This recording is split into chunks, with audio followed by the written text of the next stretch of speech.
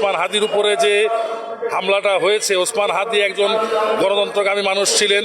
তিনি গণতন্ত্রের পক্ষে কথা বলেছেন, তিনি স্বৈরাচারের বিরুদ্ধে কথা বলেছিলেন এবং তিনি স্বৈরাচারের বিরুদ্ধে রাজপথে অগ্নি মশাল হয়েছিলেন।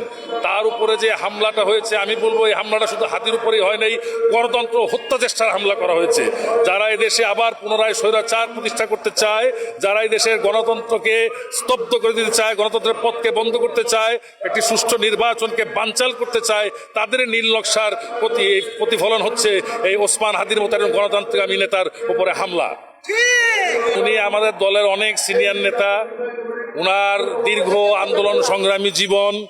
তিনি বাংলাদেশ জাতীয়তাবাদী যুব দল থেকে শুরু করে তার রাজনীতি থেকে আজকে তিনি বাংলাদেশের জাতীয়তাবাদী দলের স্থায়ী কমিটির একজন সম্মানিত সিনিয়র সদস্য। তিনি অত্যন্ত ধৈর্যশীল মানুষ এবং তিনি সবসময় জনবান্ধব মানুষ এবং কর্মী বান্ধব একজন মানুষ। তিনি সাধারণভাবেই তার প্রতিদ্বন্দ্বী হোক বা প্রতিদ্বন্দ্বী প্রার্থী হোক, যদি কেউ তার এলাকায় কখনোই বিপদে পড়েন, তিনি চেষ্টা করেন সশরীরে যে অথবা লোকজনের মাধ্যমে তাকে সহযোগিতা করার, সাহায্য করার। সেই উদ্দেশ্যেই তিনি গতকালকে গিয়েছিলেন হাতির অবস্থা জানার জন্য। তো যাই হোক, ওখানে যে অপ্রীতিকর ঘটনাটি ঘটেছে এর জন্য আমি নিন্দা জানাচ্ছি এবং আব্বাস ভাইয়ের মতন সিনিয়র মানুষকে অন্তপক্ষে সম্মান দেখানো উচিত ছিল।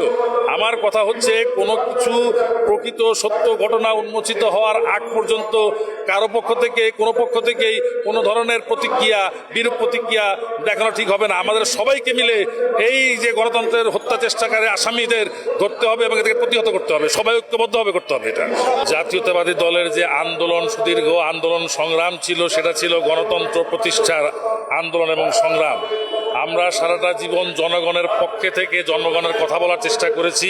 আমাদের দলের জন্মলগ্ন থেকে আমাদের মহান নেতা শহীদ রাষ্ট্রপতি জিয়াউর রহমান এই দেশের মানুষের কল্যাণের জন্য একটি দল প্রতিষ্ঠা করেছে, এই দলের নাম বাংলাদেশ জাতীয়তাবাদী দল।